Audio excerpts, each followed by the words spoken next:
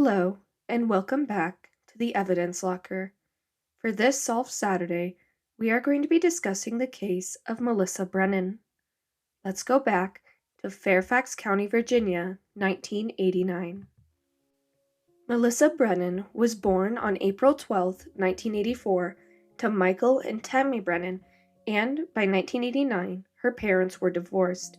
She lived with her mom in Lawton, Virginia, and had moved from Texas away from the rest of her family. Tammy and Melissa were trying to start a new life. Tammy worked in Virginia as an accountant, and she was a single mom. According to people who knew her, she was an amazing mom and super sweet and caring, and being a mom was her favorite thing in the world. She was also considered a helicopter parent, especially for the time. In the 1980s, parenting was a lot more lax, but she would always have her eye on her and never really let Melissa go out alone.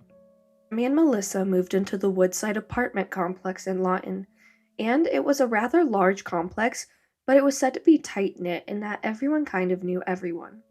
There were also plenty of social events for residents, and they had an event for the upcoming holidays. It was said to be a sort of Christmas party on a Friday night. It was December 3rd, 1989.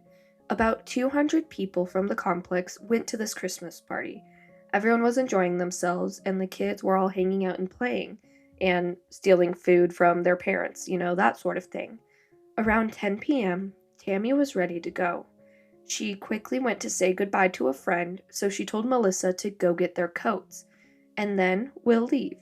But, after getting their coats, 5-year-old Melissa disappeared, and Tammy was freaking out. She searched the entire party looking for Melissa, and when she didn't find her, she immediately contacted the Fairfax County Police Department, and the police arrive within minutes. So the police arrive, and they do their own search, obviously, just making sure Tammy didn't miss anything, and they didn't find anything strange, really, except for in the furnace room, where all the utilities are. There's a window that is open, which leads directly outside, which they kind of kept note of because it is December in Virginia. It's cold, but maybe it was just left open for another reason. But they definitely write it down, and it's in the back of their minds. However, they're hoping that Melissa may have just wandered off on her own. So, after their search, they question all 200 people that went to the party, and no one had apparently seen anything sketchy or out of the ordinary. No one had even seen Melissa leave or seen anyone take her. Obviously, there would have been a struggle if it was someone Melissa didn't know, and with 200 people, it likely would have been noticed.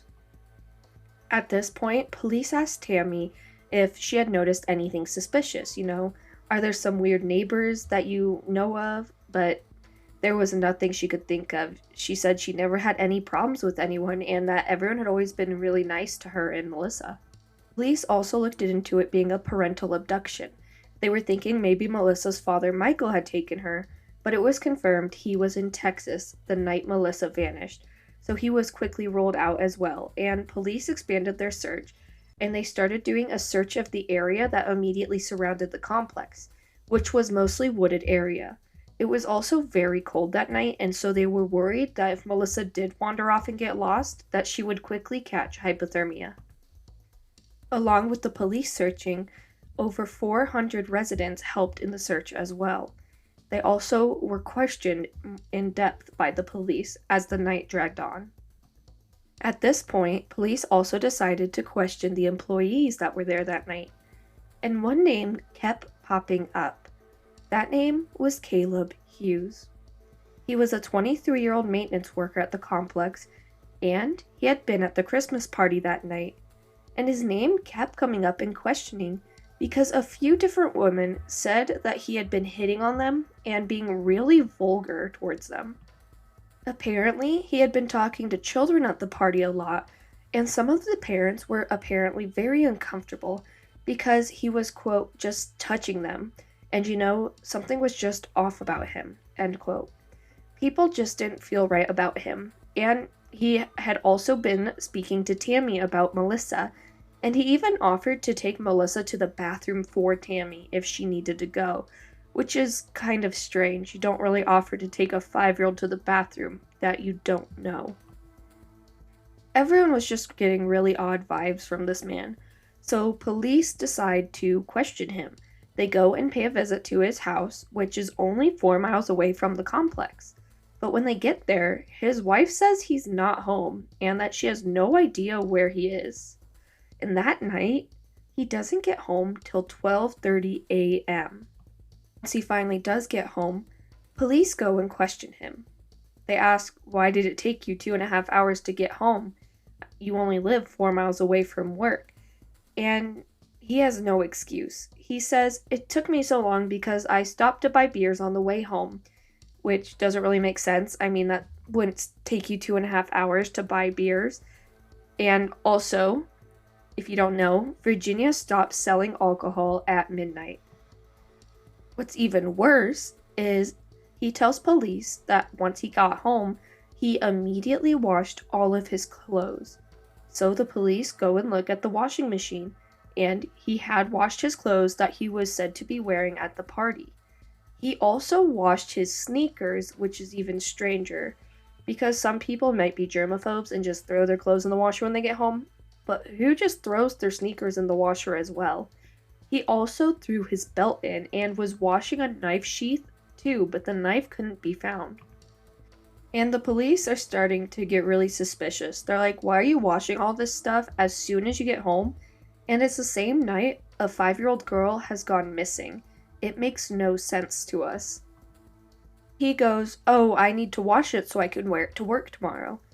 And the police agree. And they're like, "Okay, but why are you washing your sneakers and your knife sheath and your belt? And also, why is the knife missing?" He didn't have an answer for why the knife was missing. He just kind of avoided the question. But what's even sketchier is he tried to shave the sides of his shoes off, and they think it may be because he's trying to hide some blood evidence. So, police decide to do a luminol test, and despite him attempting to shave away the sides and putting the shoes through the wash, there are still traces of blood on the shoes. So, he got blood on his shoes and tried to shave away the evidence. However, despite finding blood traces with the luminol, there sadly wasn't enough left to actually test the blood and see who it came from or even if it was human. However, they were still very suspicious of this guy and decided to bring him to the station for more in-depth questioning. Police were hopeful that maybe he'd be more willing to talk, if he's not in front of his wife, and he's just extremely invasive still. He's not cooperating with the police at all, and he sticks to the story that it took him 2.5 hours to drive the 4 miles home because he stopped for beers and took the quote long way home. Usually the long way home means you taking an extra couple miles home. I don't know what kind of long way means a 4-hour drive turns into 2.5 hours, but that's the only answer he's given them while they question him. And he was smug and evasive the entire time. He apparently even claimed he didn't know who Melissa was, and that he had never seen her, never heard of her, and never met her. At one point, police tell him, "We know you're lying," and he apparently just turns to them and says, quote, "Prove it." At this point, the police officers are like, "Okay, fine." And unfortunately, at this point, the detectives don't have enough evidence to hold him, so they let him go after questioning, but they believe they've found their man at this point. So at this point, detectives decide to go and question Caleb's wife again, and for whatever reason, she is suspicious. She does not trust him. So before she left to go to the Christmas party, she actually went to his car and checked the mileage on it. Apparently, she thinks he's been cheating on her and she wanted to see if he was actually going to the apartments.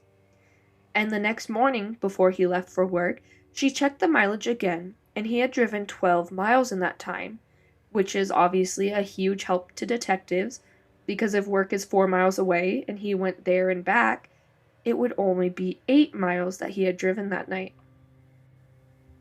So this helped police create a search radius. The party was held at the Woodside apartment complex, and Caleb and his wife lived in northern Prince William County, which was about 4 miles away, like I said. So detectives got a physical map out and put pins in the two locations, and then they took a string that was equivalent of 12 linear miles and tied the two ends of the string together and put them over the pins to see how far he could have gone between leaving the party and returning home later that night, and this gave them a 25 square mile radius to search. At this point, there are plenty of people jumping at the opportunity to volunteer and help find this little girl. They've got hundreds of them. They've got military personnel, they've got helicopters, planes, dive teams, and they have a lot of people looking for Melissa. They search the woods and along railroad tracks and in any bodies of water. They search everywhere they could think of. They had specific instructions what to do if they found anything that they believed might be evidence. They would have to stick a pin with a flag on it there and just leave it. Don't disturb it, don't contaminate it. At the same time, detectives were gathering Melissa's hairbrushes and nightgowns, anything that could be used for DNA testing, and they went back to analyze the crime scene. The night before, they had found the furnace room window open, and outside of the window on the ground, they found adult-sized footprints that led from this window to the parking lot right beside the complex. They only found one set of footprints, so they believed that Caleb had carried Melissa from the furnace room to a car that was in the parking lot. At this point, a $10,000 reward was posted for any information that would lead to Melissa's whereabouts. And, strangely, just 5 months earlier, a 10-year-old girl, Rosie Gordon, had been abducted while she was riding her bike, and she was then raped and murdered, and her killer was never found. Her mother met with Tammy to help support her because she knew what she was going through, and at this point, some people believed Rosie's killer had also abducted Melissa. The investigation continued, and at this point, Caleb was publicly named the prime suspect, which was plastered all over the media. He was also put around the clock surveillance, and the FBI even got involved. They searched his house and seized a few items they thought may be of interest, which they took back for analysis, and they also got a grand jury involved that ordered him to submit blood and other type of forensic testing, which the local authorities hadn't been able to do. They were starting to look more into his background and found that Caleb had been raised in an abusive home and he had a juvenile record. He also had a long history of substance abuse and, quote, disturbing attraction towards children, end quote. There was a bit of evidence that he had spent time with young kids, none quite as young as Melissa, but a lot of kids in their preteens and early teens.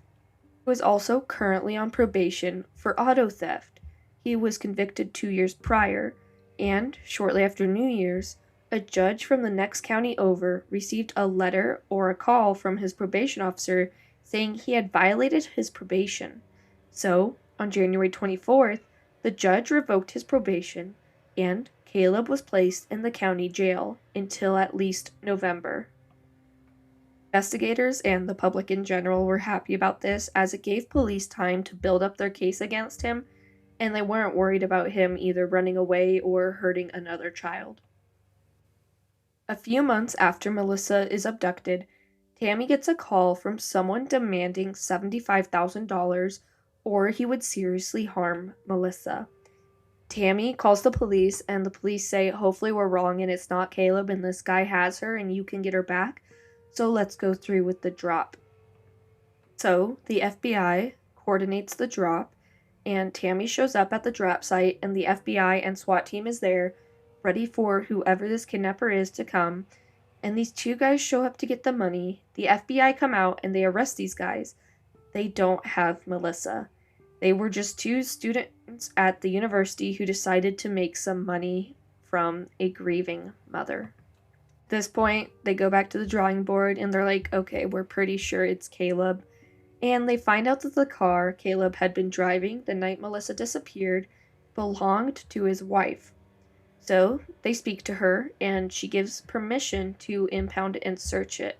And they were searching for fingerprints, blood, anything of Melissa's, as she would have had no reason to ever be in that car otherwise. So they sprayed the car with luminol and found traces of blood on the pedals, the floor mat on the driver's side, and also the steering wheel. So investigators collect blood to send off for DNA testing, hoping that they have enough, and they're hoping this can lead them to Melissa. Unfortunately, the DNA results were inconclusive, likely from how small the samples were. So then, the investigators used tape to pick up the hairs and fibers inside the car, and they sent all of that off to the FBI for analysis.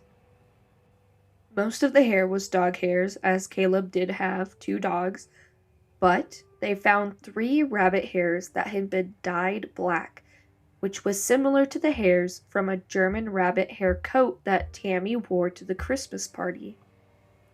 And Melissa had obviously come in contact with her mother's coat.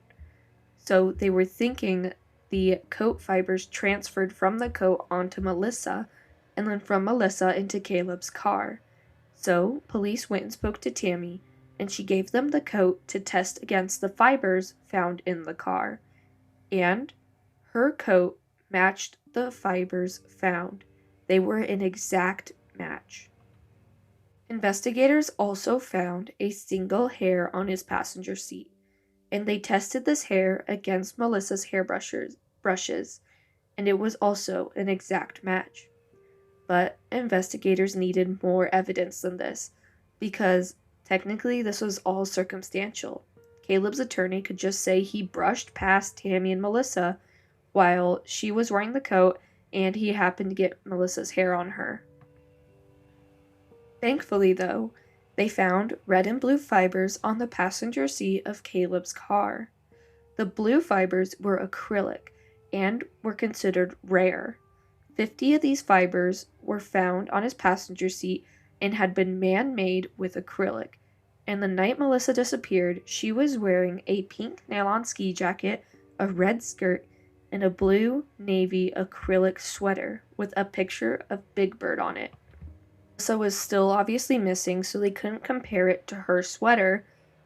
So what they did was they went out and bought the same outfit that Melissa had been wearing so they could compare the fibers. Penny, who had manufactured this Big Bird sweater, decided they wanted to make it unique and make it something no other company had. So they didn't use a standard dye. They made a brand new color, a dye no one else had, and they even trademarked it and called it Plum Navy 887. They patented this dye and didn't dye any other garments with it besides the Big Bird sweaters.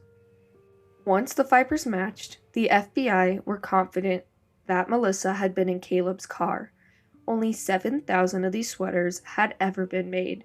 The chances of this sweater being in Caleb's car, outside of being on Melissa, were super slim.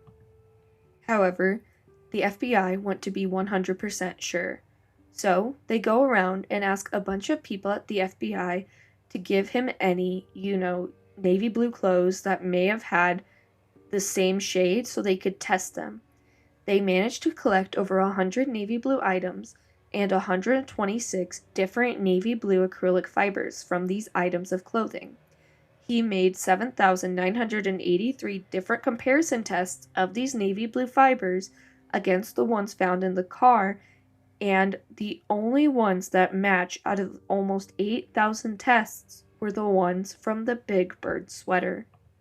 At this point, because of the fibers and because of the blood, they believed that Caleb had kidnapped and sadly killed Melissa the same night.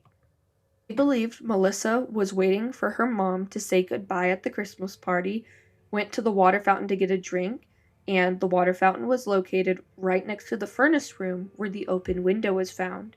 They believe Caleb quickly grabbed Melissa, left the window, and ran to his car. Originally, people at the party believed he was hanging out with kids, just kind of waiting for an opportunity so he could take one of them. And when Melissa was free and alone at the drinking fountain, he saw his opportunity. They then believe after he got her in his car, he sexually assaulted her and murdered her. It's unknown where he took Melissa, as her body's never been discovered, but because of the blood found all within his car and the fact that there was a knife sheath in the washing machine with no knife, it's believed he stabbed her to death. At this point, Caleb is brought in for a polygraph test, and they're hoping that with all the evidence they have against him, they will get him to confess. Because they still don't have a body, and in Virginia, you can convict someone with a no body homicide, but you have to prove where the homicide took place, which they wouldn't be able to do without a confession. Because he hadn't confessed, the most they could charge him with was abduction with the intent to defile, and he pled guilty. His trial began February 28th, 1991, and at the trial, he still didn't have an alibi and couldn't account for the 2.5 hours from leaving the party and going home, aside from saying he took the long way. The trial lasted 8 days, and after 9 hours of deliberation, the jury found Caleb guilty. He was sentenced to 50 years in prison. Sadly, however, he was released in 2019 after just 29 years. Melissa's body has never been found to this day. Tammy did eventually move and remarry, and she did change her last name legally, but in all listings, like in the phone book, she kept her last name as Brennan, with the hope that if Melissa is somehow still alive, she would be able to contact her. I know we usually don't cover missing body cases on Solve Saturday, as I do consider them unresolved. However, I saw something in the news recently about wanting to bring more attention to this case, and I just had to get it out to you guys as soon as possible. If you know anything about Melissa Brennan or her disappearance, please reach out. The FBI is still accepting tips on her case. This has been The Evidence Locker, written and hosted by me, Shay, and edited by my husband, Toby. Thank you for listening. If you enjoyed this episode, give us a like and a follow and leave a review. It really helps me keep covering cases like this. Stay curious, stay safe. Join us next week as we open another locker.